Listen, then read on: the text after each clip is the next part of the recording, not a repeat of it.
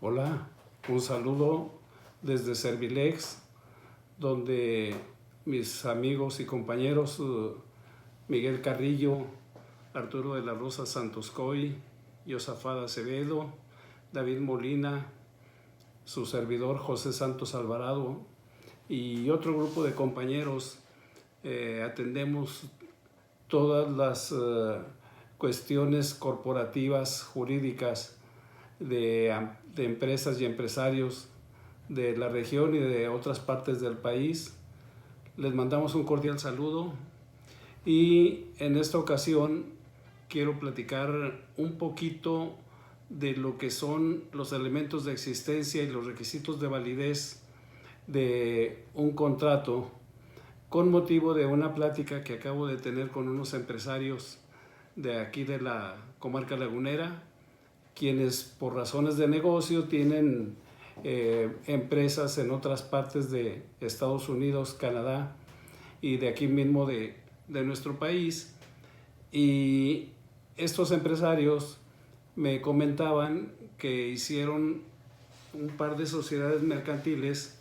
una sociedad en comandita y una sociedad de responsabilidad limitada, porque su propósito es el de constituir un fideicomiso en Ontario, Canadá, y otro en Delaware, California, mismos que me entregaron para su lectura, análisis y dictamen. Y para ello me pedían de entrada que cuál era la diferencia con el derecho mexicano. Bueno, los fideicomisos en el derecho anglosajón, como lo es el caso de Canadá y de Estados Unidos, se conocen como trust. Ese trust que oímos en las películas, en los comentarios de los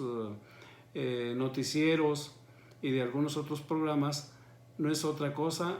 que el fideicomiso por aquí en México.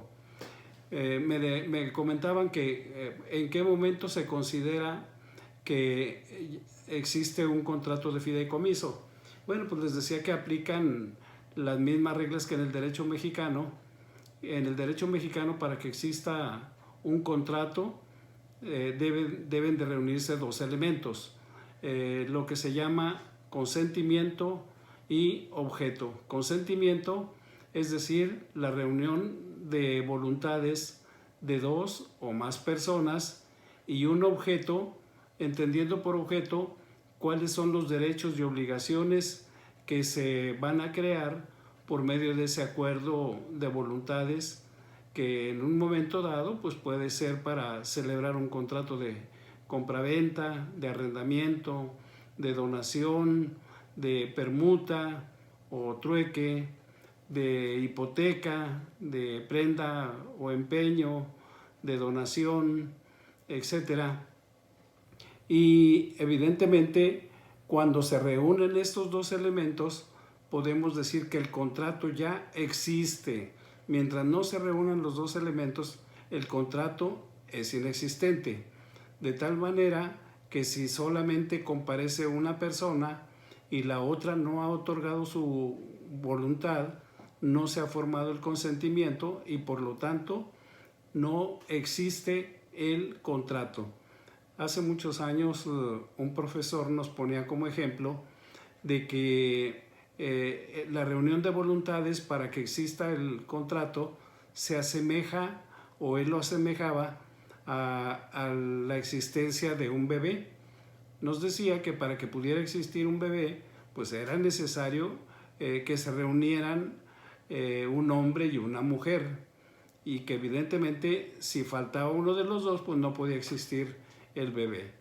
Entonces lo mismo sucede en materia de contratos. Para que exista un contrato se tienen que reunir las dos voluntades con la misma intención, es decir, que los dos estén de acuerdo en producir los mismos derechos y obligaciones, sea para una compraventa, para una donación, etcétera, tal y como lo ejemplifiqué al inicio de esta pequeña plática. Y una vez que se dan los dos elementos, el contrato ya existe, es decir, el bebé ya nació, pero ahora necesitamos ver si el bebé nació sano o si el bebé nació enfermo. Si el bebé nació enfermo, entonces es cuando el contrato es nulo. Y para que un contrato sea válido y no tenga problemas de nulidad y tenga toda la eficacia jurídica, se deben de reunir 4 elementos que son la capacidad, es decir, que el contrato lo debe de celebrar una persona mayor de edad que esté en pleno uso de sus facultades o una empresa por conducto de su representante legal. Un segundo elemento se refiere a la forma. En el caso de los fideicomisos deben de celebrarse por escrito. Un tercer elemento o requisito es la licitud, es decir, que el contrato no se celebre violando una ley prohibitiva. Y por último, el cuarto requisito, que no haya vicios de la voluntad. Si la voluntad está viciada por error, dolo, lesión, mala fe, entonces el contrato sería nulo y evidentemente sí surte efectos, pero se pueden anular por conducto de una sentencia. Cuando reunimos los 2 elementos de existencia y los 4 requisitos de validez, entonces podemos decir que el acto jurídico nace a la vida jurídica, surte todos sus efectos legales y está sano perfectamente el contrato, es decir, está investido de validez y por lo mismo solamente el incumplimiento del mismo pudiera traer un problema de rescisión o terminación forzosa por haber un incumplimiento. Dentro del contrato de fideicomiso, evidentemente aplica este principio, porque estos 2 comentarios que hice de los elementos de existencia y de los requisitos de validez aplican para todo tipo de contratos civiles, contratos mercantiles, y evidentemente si nos estamos ajustando a lo que establece la legislación del derecho privado en México, entonces estos principios aplican totalmente para la materia de los fideicomisos. Pero además, en materia de fideicomisos, además de los elementos de existencia y de los 4 requisitos de validez que comentaba ahorita, se requiere un elemento de capacidad especial, es decir, no es suficiente con que la persona sea mayor de edad, esté en pleno uso de sus facultades o que sea un representante legal de alguna empresa, sino que además debe de tener el derecho de disposición de los bienes, es decir, que si estamos en presencia de personas físicas, debe de ser el propietario o hacerlo por conducto de un apoderado a quien le otorgue facultades para actos de dominio, o bien si se trata de una empresa, no es suficiente con que sea el director o sea el gerente o sea el socio mayorista principal, sino que quien represente a la empresa debe de tener facultades para actos de dominio, es decir, un poder con el cual se pueda comportar como si fuera propietario. Entonces, con estos elementos podemos constituir un contrato de fideicomiso y, como pueden darse cuenta, pues lógicamente el derecho de disposición de los bienes es lo que nos va a permitir tener un contrato de fideicomiso que, al celebrarlo con un banco, pues el banco también debe de comparecer por conducto de un representante legal, que en este caso concreto, en materia de fideicomisos, se le llama delegado fiduciario,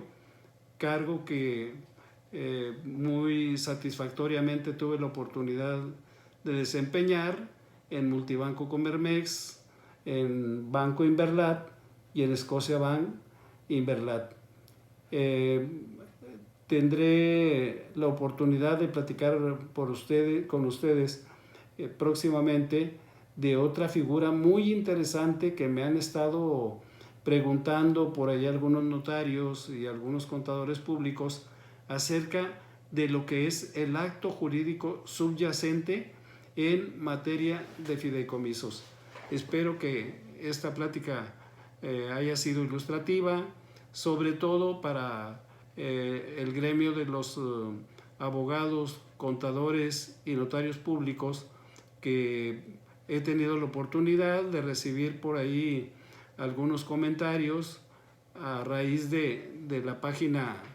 de internet mediante la cual estoy atendiendo a nuestros clientes, y que es fideicomisosalvarado.com. Estoy a sus órdenes y hasta la próxima.